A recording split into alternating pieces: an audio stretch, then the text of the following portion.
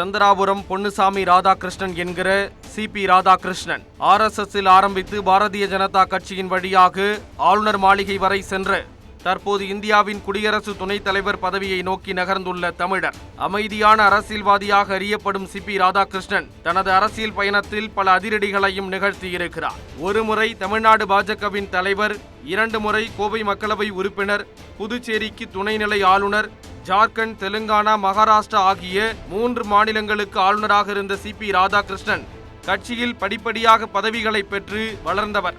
CP ராதாகிருஷ்ணனுக்கு கட்சி எல்லைகளை கடந்து நட்புகள் உண்டு. ஆம், இவருக்கு திமுகவிலும் தொடர்புகள் உண்டு. அதிமுகவிலும் நண்பர்கள் இருக்கிறார்கள். கம்யூனிஸ்டுகளுடனும் நட்பு பாராட்டக்கூடியவர். காங்கிரஸ் தலைவர்களுடனும் சகஜமாக பழகக்கூடியவர். அந்த வகையில் சிபி ராதாகிருஷ்ணனின் அரசியல் பயணத்தையும், அந்த பயணத்துக்கு நடுவே அவர் பேசிய பேச்சுக்களையும், பெற்ற வெற்றிகளையும், அடைந்த தோல்விகளையும், கிளப்பிய சர்ச்சைகளையும் விவரிக்கிறது இந்த சிறப்பு தொகுப்பு.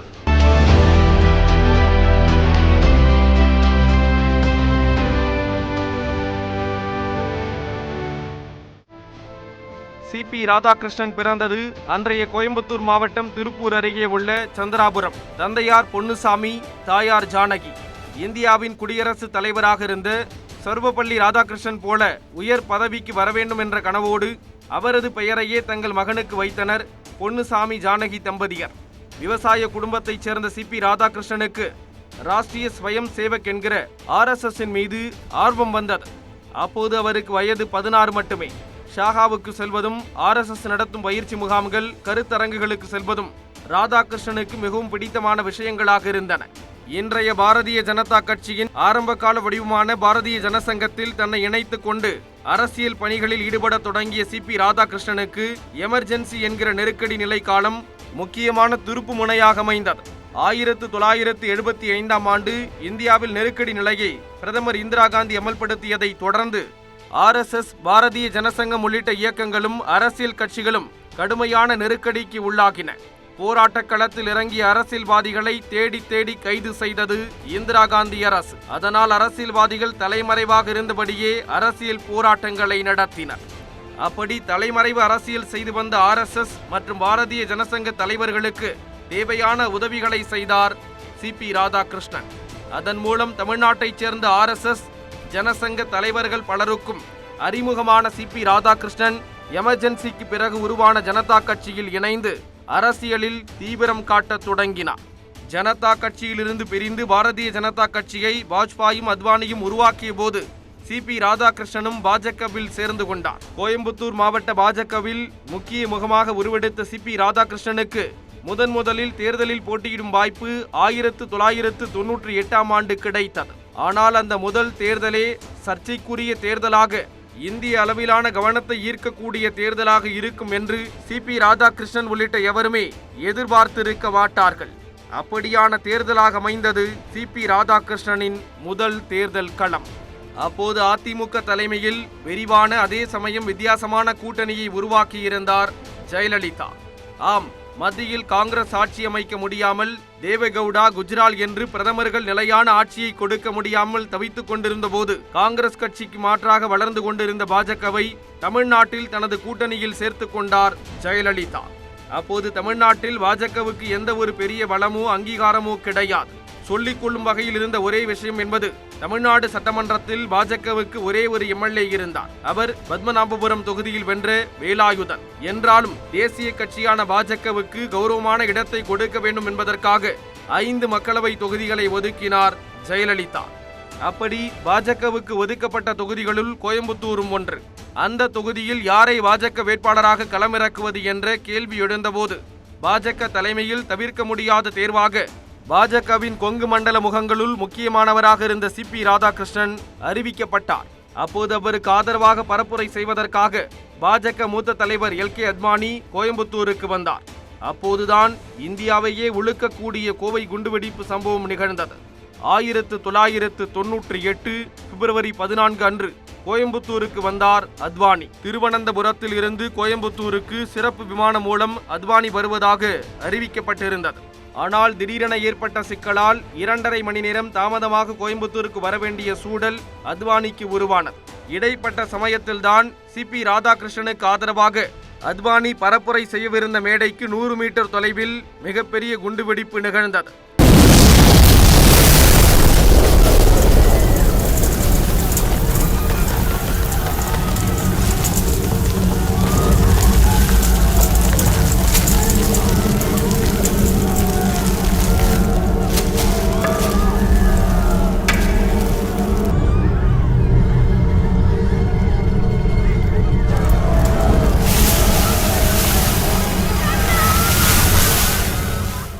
அந்த குண்டுவெடிப்பில் 15 பேர் காயமடைந்த செய்தி வெளியாவதற்குள் அடுத்தடுத்து 11 இடங்களில் குண்டுவெடிப்பு சம்பவங்கள் நடந்து கோயம்புத்தூரையே உலுக்கி எடுத்தது.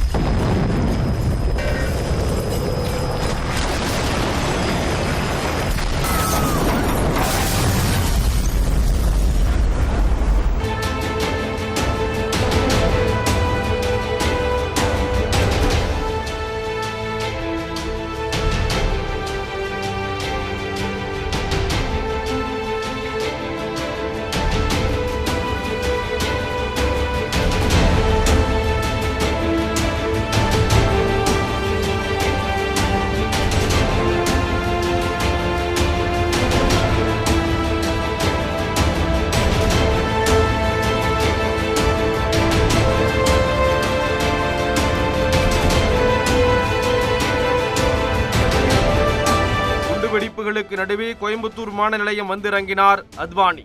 ஆனால் நடந்த சம்பவங்களை சொல்லி அவரை கோவைக்குள் வரவேண்டாம் என அதிகாரிகள் எச்சரித்தனர். அதையும் மீறி மருத்துவமனைக்கு சென்று குண்டுவெடிப்பில் பாதிக்கப்பட்டவர்களை சந்தித்து ஆறுதல் கூறி சென்றார் அத்வானி. கோயம்புத்தூரை மட்டுமல்ல, ஒட்டுமொத்த தமிழ்நாட்டையும் இந்திய தேர்தல் களத்தையும் உலுக்கியது அந்த கோவை குண்டுவெடிப்பு சம்பவம்.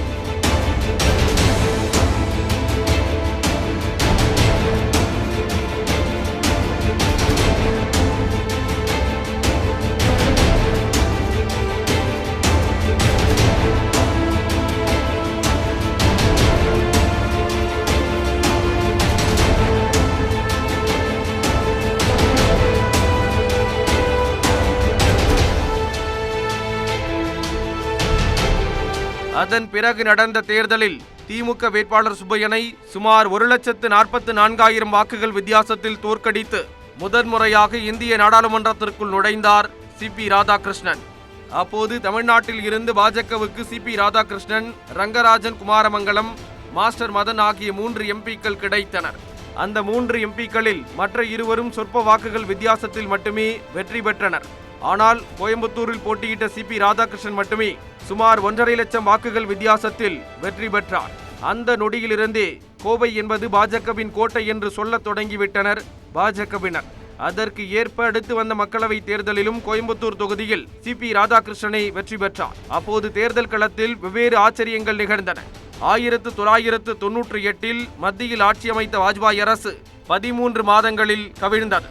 வாஜ்பாய் அரசுக்கு அளித்து வந்த ஆதரவை வாபஸ் பெற்று வாஜ்பாய் ஆட்சியை கவிழ்த்துவிட்டு காங்கிரசுடன் கூட்டணி வைத்தார் Jayalalithaa. I have just handed over a letter to the President communicating the decision of the AIADMK to withdraw its support to the government headed by Shri Atal Bihari Vajpayee with immediate effect. ஆனால் பாஜக கூட்டணியில் அதிமுகவின் இடத்துக்கு திமுக வந்து சேர்ந்தது. அப்போது பாஜகவுக்கு 6 தொகுதிகளை ஒதுக்கினார் திமுக தலைவர் கருணாநிதி. மீண்டும் கோயம்புத்தூர் தொகுதி வேட்பாளராக சிபி ராதாகிருஷ்ணனையே நிறுத்தியது பாஜக தலைமை. இம்முறை சிபி ராதாகிருஷ்ணனுக்கு தேர்தல் களம் நெருக்கடியாக மாறியது. காரணம், கடந்த தேர்தலில் 1.5 லட்சம் வாக்குகள் வித்தியாசத்தில் வெற்றி பெற்ற சிபி ராதாகிருஷ்ணனுக்கு எதிராக அதிமுக கூட்டணி சார்பில் இந்திய கம்யூனிஸ்ட் கட்சியின் மூத்த தலைவரும் நாடறிந்த நல்ல அரசியல்வாதியுமான நல்லக்கண்ணு களம் இறங்கினார். அடிப்படையில் கோயம்புத்தூர் என்பது அதிமுகவுக்கும் செல்வாக்கான தொகுதி. தொழிலாளர்கள் அதிகம் வசிக்கும் பகுதி என்பதால் கம்யூனிஸ்டுகளுக்கும் நல்ல ஆதரவு தளம் இருந்தது. அதனால் சிபி ராதாகிருஷ்ணனுக்கு களம் நெருக்கடியாக மாறியது. என்றாலும் திமுகவின் ஆதரவோடு வெறும் 55,000 வாக்குகள் வித்தியாசத்தில் நல்ல கண்ணுவை தோற்கடித்து வெற்றி பெற்றார் சிபி ராதாகிருஷ்ணன். அந்த வகையில் கோயம்புத்தூரில் சிபி ராதாகிருஷ்ணன் 2வது முறையாக வெற்றி பெற்று மீண்டும் நாடாளுமன்றத்துக்குள் நுழைந்தார். அதன் பிறகு பலமுறை நாடாளுமன்ற தேர்தல்களில் போட்டியிட்ட போதும் சிபி ராதாகிருஷ்ணனுக்கு வெற்றி கிடைக்கவில்லை. குறிப்பாக 2004 மக்களவை தேர்தலில் மீண்டும் அதிமுக கூட்டணியில் கோயம்புத்தூர் தொகுதியில் பாஜக வேட்பாளராக போட்டியிட்ட சிபி ராதாகிருஷ்ணன் இந்திய கம்யூனிஸ்ட் கட்சி வேட்பாளர் சுப்பராயனிடம் சுமார் 1.5 லட்சம் வாக்குகள் வித்தியாசத்தில் தோல்வியடைந்தார். இங்கே என்ன ஆச்சரியம் என்றால் 2014 மக்களவை தேர்தலில் தேசிய ஜனநாயக கூட்டணி சார்பில் பாஜக வேட்பாளராக போட்டியிட்ட சிபி ராதாகிருஷ்ணன் சுமார் 42,000 வாக்குகள் வித்தியாசத்தில் மட்டுமே வெற்றி வாய்ப்பை இழந்தார். ஆம், அதிமுக வேட்பாளருக்கு அடுத்து 2ஆம் இடம் பெற்றார் சிபி ராதாகிருஷ்ணன். அந்த தேர்தலில் திமுக வேட்பாளர் 3ஆம் இடத்துக்கு தள்ளப்பட்டார். அதே போல 2019 மக்களவை தேர்தலில் சுமார் 4 லட்சம் வாக்குகளை பெற்று 2ஆம் இடம் பெற்றார் சிபி ராதாகிருஷ்ணன். அந்த வகையில் கோவை மக்களவை தொகுதி பாஜகவுக்கு செல்வாக்குமிக்க தொகுதியாக இருப்பதற்கு சிபி ராதாகிருஷ்ணனின் பங்களிப்பு முக்கியமானது. இடைப்பட்ட காலத்தில் தமிழ்நாடு பாஜகவின் தலைவர் பதவியை சிபி ராதாகிருஷ்ணனுக்கு கொடுத்தது கட்சியின் தேசிய தலைமை. நதிநீர் இணைப்பு, தீண்டாமை ஒழிப்பு என்பன போன்ற அம்சங்களை வலியுறுத்தி சுமார் 3 மாத காலத்துக்கு ரத யாத்திரை மேற்கொண்டார் சிபி ராதாகிருஷ்ணன். என்றாலும் 2004-2007 காலகட்டங்களில் குறிப்பிடத்தக்க வெற்றியை தமிழ்நாடு பாஜக பெறவில்லை. அதே சமயம் 2004, 2014, 2019 ஆகிய 3 தேர்தல்களில் தொடர்ச்சியாக தோல்வியடைந்திருந்த சிபி ராதாகிருஷ்ணன் திடீரென தேசிய அளவில் பேசுபொருளாக மாறினார். 2023 பிப்ரவரியில் ஜார்க்கண்ட் மாநில ஆளுநராக நியமிக்கப்பட்டார் சிபி ராதாகிருஷ்ணன். தமிழ்நாட்டில் இருந்து சண்முகநாதன், தமிழிசை போன்றோர் வெவ்வேறு மாநிலங்களுக்கு ஆளுநராக நியமிக்கப்பட்ட நிலையில் சிபி ராதாகிருஷ்ணன் ஜார்க்கண்ட் ஆளுநராக நியமிக்கப்பட்டது அவருக்கான முக்கிய அங்கீகாரமாக பார்க்கப்பட்டது.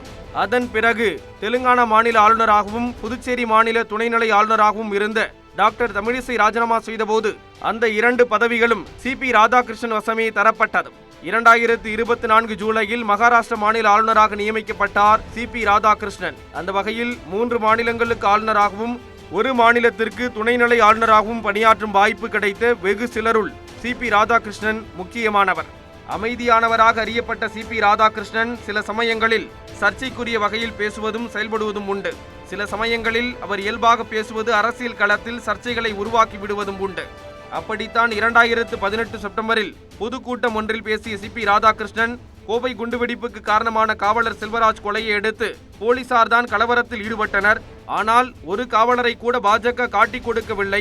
ஏனென்றால் காவல்துறையை காட்டிக் கொடுப்பது தேசத்தை காட்டிக் கொடுப்பது போல என்று நினைப்பவர்கள் பாஜகவினர் என்று பேசியது மிகப்பெரிய சர்ச்சையாக வெடித்தது. அதே போல 2019 செப்டம்பரில் திமுக முன்னாள் அமைச்சர் வெள்ளக்கோவில் சாமிநாதன் வீட்டு திருமண விழாவில் பங்கேற்ற சிபி ராதாகிருஷ்ணன் கருணாநிதிக்கு பிறகு யார் என்று வருகிற போது மு.க. ஸ்டாலின் தளபதியாக மட்டுமில்லாமல் எங்களை எல்லாம் வீழ்த்திய வெற்றி தளபதியாகவும் திகழ்கிறார். நாங்கள் இன்னும் அதிகமாக உழைக்க வேண்டும் என்பதைத்தான் இதிலிருந்து நான் எடுத்துக் கொள்கிறேன் என்று பேசினார். கலைஞருக்கு பின்னால் யார் என்று வருகின்ற பொழுது தளபதி அவர்கள் தளபதியாக மட்டுமல்லாமல் எங்களை எல்லாம் வீழ்த்திய வெற்றி தளபதியாகவும் இங்கே அமர்ந்திருக்கிறார்கள்.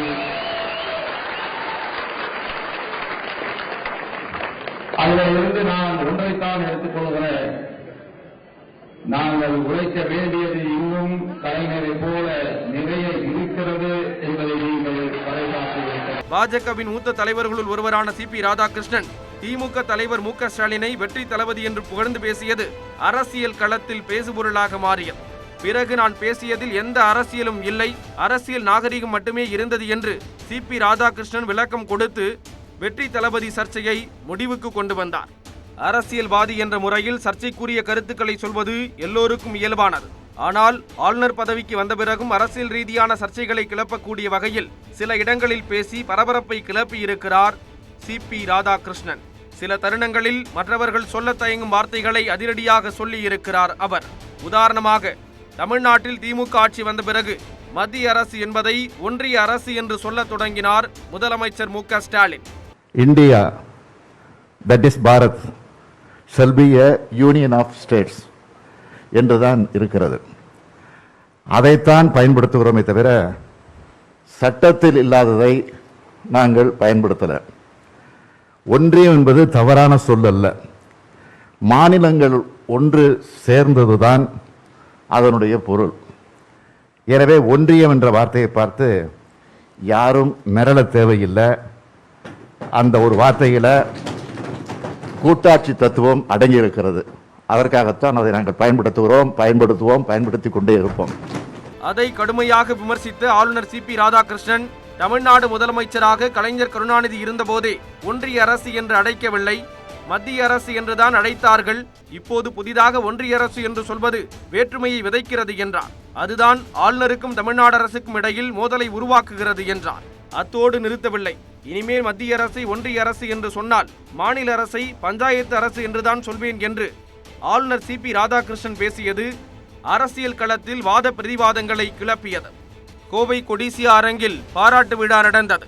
அதில் பங்கேற்று பேசிய ஆளுநர் சிபி ராதாகிருஷ்ணன் சில செய்திகளை மனம் திறந்து பேசினார். குறிப்பாக வானதி சீனிவாசன் போன்ற தலைவர்கள் ஒன்றை புரிந்து கொள்ள வேண்டும், கோரிக்கைகளை நிறைவேற்றுவதால் மட்டுமே தேர்தல் வெற்றி வந்துவிடாது என்றும், SP வேலுமணி போல எல்லா வித்தைகளையும் கற்றிருக்க வேண்டும் என்றார். நடைமுறை அரசியலை செய்யாததால் நான் 2 முறை வென்று 3 முறை தோற்றுப்போனேன்.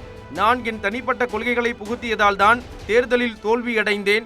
நல்லவர்கள் வெற்றி பெற வேண்டுமானால் எதிர் முகாமில் இருப்பவர்கள் என்ன வியூகங்களை வகுக்கிறார்களோ அதற்கு மாற்று வியூகங்களை வகுத்தால் மட்டுமே வெற்றி பெற முடியும் என்றார். எனவே வானதி கண்ணும் கருத்துமாக இருக்க வேண்டும்.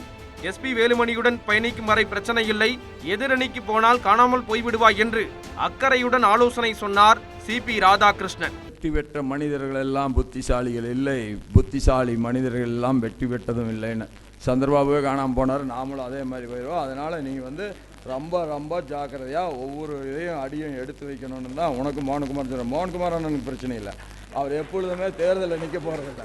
அதனால் மோகன்குமார் அண்ணன் வந்து பெரியார் மாதிரி பொட்டு வச்ச பெரியாருன்னு வச்சுக்கோங்க.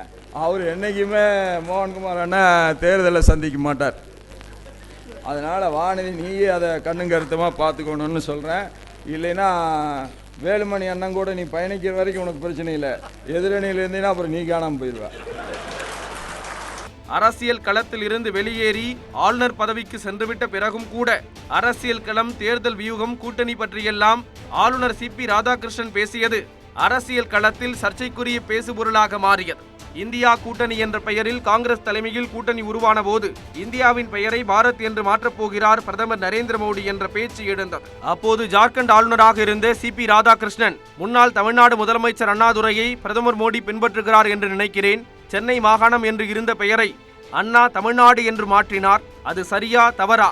அது சரி என்றால் இந்தியாவை பாரத் என்று மாற்றுவதும் சரியானதுதான் என்றார். பிரதமர் மோடி அண்ணாவை பின்பற்றுகிறார் என்ற துணியில் சிபி ராதாகிருஷ்ணன் பேசியது சர்ச்சைக்குரிய பேசுபொருளாக மாறியது. மோடி அவர்கள் அண்ணாவை பின்பற்றுகிறார் என்று நினைக்கிறேன். சென்னை ராஜஸ்தானி, சென்னை மாநிலம் என்று இருந்ததை தமிழ்நாடு என்று பெயர் மாற்றியது சரியா தவறா? அப்படி மாற்றியது சரி என்று சொன்னால் இந்தியாவை பாரதம் என்று மாற்றுவதும் சரிதான். திருச்செந்தூர் கோயில் குடமுடுக்கு விழாவில் பங்கேற்று பேசிய ஆளுநர் சிபி ராதாகிருஷ்ணன், கடவுளே இல்லை என்று சொன்னவர்கள் கூட கடவுள் இருக்கிறார் என்று சொல்லும் சூழ்நிலையை முருகன் இந்த தமிழ் மண்ணிலே உருவாக்கி இருக்கிறார் என்று திமுகவை சீண்டினார். இப்படி ஆளுநராக இருந்தபோதும் பரபரப்புக்கு பஞ்சமில்லாமல் பேசியும் இயங்கியும் வந்த சிபி ராதாகிருஷ்ணனிடம் பத்திரிகையாளர் ஒருவர் முக்கியமான கேள்வி ஒன்றை எழுப்பினார். அந்த கேள்வி என்ன தெரியுமா? ஆளுநராகிவிட்ட நீங்கள் மீண்டும் அரசியல் களத்துக்கு வந்து தேர்தலில் போட்டியிடும் திட்டம் இருக்கிறதா என்பதுதான் அந்த கேள்வி. நீதிபதியாகிவிட்ட பிறகு மீண்டும் வழக்கறிஞராக வந்து வாதாடுவது சரியாக இருக்காது. எனவே தேர்தல் களம் பற்றி யோசிக்கவே இல்லை என்று பதில் சொன்னார் சிபி ராதாகிருஷ்ணன். என்ன நினைத்து அந்த பதிலை சொன்னார் சிபி ராதாகிருஷ்ணன் என்று தெரியவில்லை. ஆனால் அவர் சொன்னது போலவே நடந்தது. ஆம், மகாராஷ்டிர மாநில ஆளுநராக இருந்த சிபி ராதாகிருஷ்ணனுக்கு மிகப்பெரிய பதவி உயர்வு வந்து சேர்ந்தது. ஆம், குடியரசு துணைத் தலைவராக இருந்த ஜெகதீப் தங்கர் உடல்நிலையை காரணம் காட்டி திடீரென பதவி விலகினார். அவருக்கு பதிலாக யாரை குடியரசு துணைத் தலைவராக்குவது என்று யோசித்தது பாஜக தலைமை. அப்போது அந்த பதவிக்கு பல்வேறு பெயர்களை பிரதமர் மோடி, அமித்ஷா, JP நட்டா உள்ளிட்ட தலைவர்கள் பரிசீலனை செய்தனர். மிகப்பெரிய எதிர்பார்ப்புகளுக்கு மத்தியில் 2025 ஆகஸ்ட் 17 அன்று தேசிய ஜனநாயக கூட்டணியின் குடியரசு துணைத் தலைவர் வேட்பாளராக மூத்த பாஜக தலைவரும் மகாராஷ்டிர மாநில ஆளுநராக இருந்தவருமான சிபி ராதாகிருஷ்ணனை அறிவித்தார் JP நட்டா. हमारे महाराष्ट्र के राज्यपाल श्री CP राधाकृष्णन जी, चंद्रपुरम पुन्नासामी राधाकृष्णन जी, उनको हम NDA का प्रत्याशी बनाएंगे और वो एनडीए के प्रत्याशी के रूप में रहेंगे। அந்த அறிவிப்பு தமிழ்நாட்டில் மிகப்பெரிய அளவில் வரவேற்புக்கு உள்ளாகி இருக்கிறது.